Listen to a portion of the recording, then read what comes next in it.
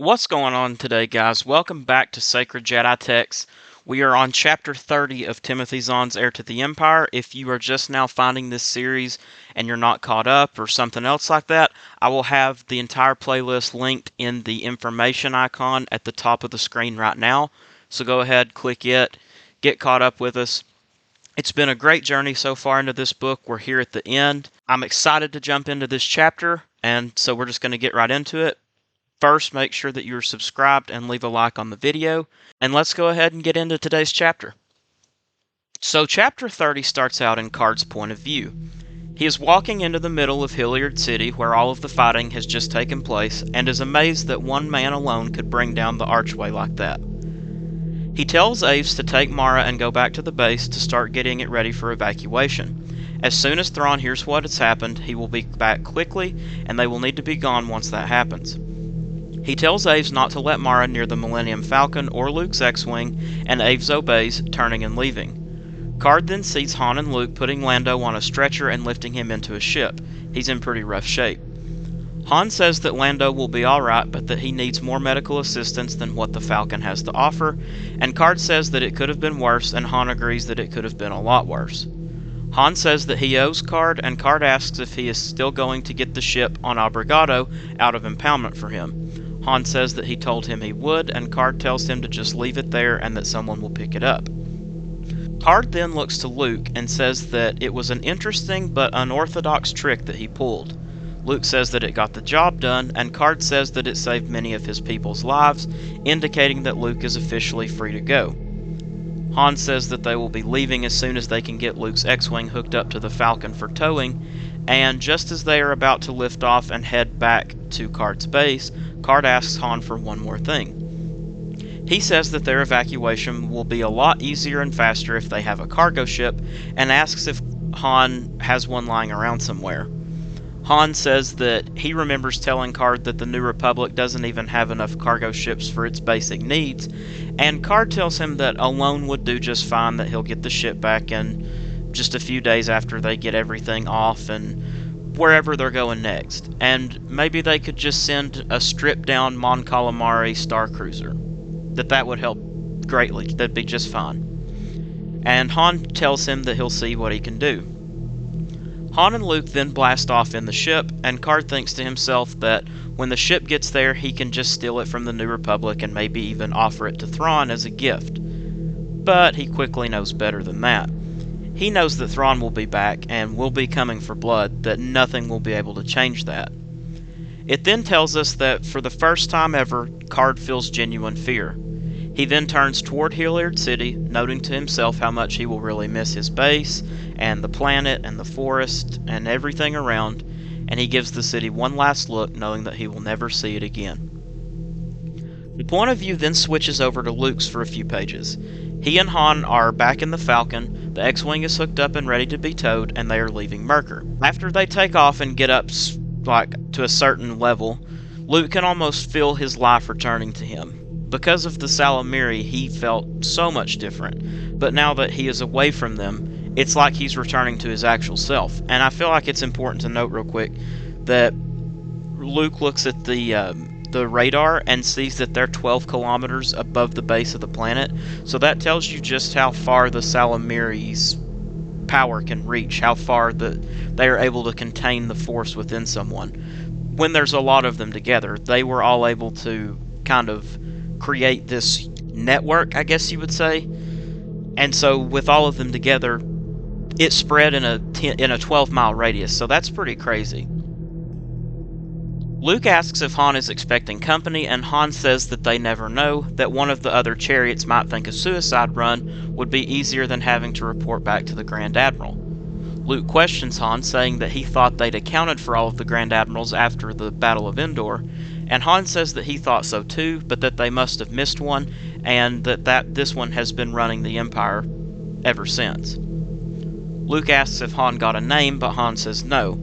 He does say, however, that once they get Card that cargo ship, they may be able to trade him the ship for Thrawn's name.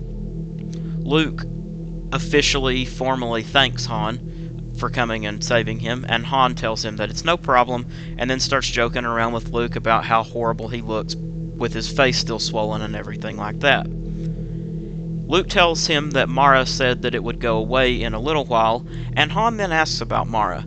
He says that it looked like she and Luke were kind of hitting it off.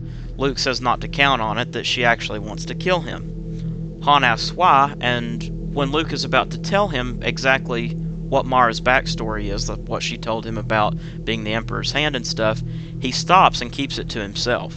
And he then just kind of tells Han that she has some kind of personal reason for wanting to kill him. The Falcon finally gets away from Merker's gravity pull and it shoots off into hyperspace. Luke asks if they are going to Coruscant, and Han says that they need to make a little pit stop first, to nowhere else but Sluis Fawn. Han says that they can get Lando patched up there and get Luke's X-Wing fixed up and then go on to Coruscant. He also says they may be able to find a ship there to lend a card. Luke says that Coruscant can probably survive without them for a few more days, and Han says that he hopes so, but that he knows something is about to happen there if it hasn't already.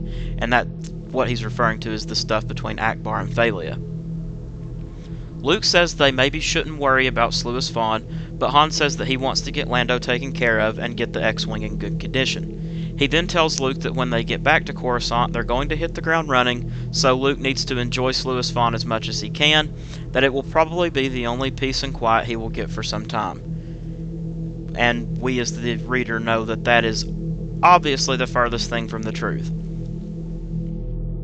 The point of view then switches one more time to Pelions for the last couple pages of the chapter. Pelion is aboard the Chimera 3,000ths of a light year away from Sluis Fawn. So not 3,000 light years, but 3,000ths of a light year away from Sluis Fawn. All the ships are reporting in to Pelion. In total, they have 5 Star Destroyers, 12 Strike-class cruisers, 22 Carrack-class light cruisers, and 30 full squadrons of TIE fighters. So they've got quite the fleet here. And Pelion, when he's kind of going through all the ships, he's thinking this is like the Empire of the old. He's getting a little bit reminiscent, thinking about when the Empire was at its full power. And I mean, it kind of is. I mean, if you picture what all that looks like in your head, 5 Star Destroyers, over 24, almost 36 different cruisers, and 30 full squadrons of TIE fighters. That's a lot of ships. And of course, we can't forget this. Their old battered A-class bulk freighter with the cloaking tech on it is sitting right in the middle. Thrawn comes up behind Pelion and asks for a status report. Pelion says that all the ships are ready and all of the TIE fighters are ready as well. Thrawn is pleased and also asks for a report from Merker. Pelion says that he's not even really thought about Merker lately, and a lieutenant is overhearing their conversation. He's already pulling up the history log, and he speaks up and says that the last report was from 14 hours ago. Thrawn turns around and says that he ordered them to report every 12 hours. Pelion says they may be having trouble with their comms, but Thrawn says no, that Luke was definitely there and he's taken them out. Pelion says it would have been impossible for him to do that since he couldn't use the Force, and Thrawn agrees that Luke had help. They both now know that Card is the one who helped Luke, and Pelion suggests that they maybe just spare one cruiser to send back to Merker and deal with the problem. Thrawn says that Card and the treachery can wait, that battles have been won and lost due to only one ship, so they need to make sure that they keep their attention on Sluis Fawn. Thrawn then tells them to activate the cloaking shield on the A-class ship, and it then shoots off into hyperspace towards Sluis Fawn. He tells Pelion that the rest of the Force will follow its path in exactly 6 hours and 20 minutes. No more, no less, not off by a minute. He wants the other ships to do one final check and report in, and wants Pelion to make sure to tell them only to target the Sluis Fawn defense systems, that there doesn't need to be any heroics.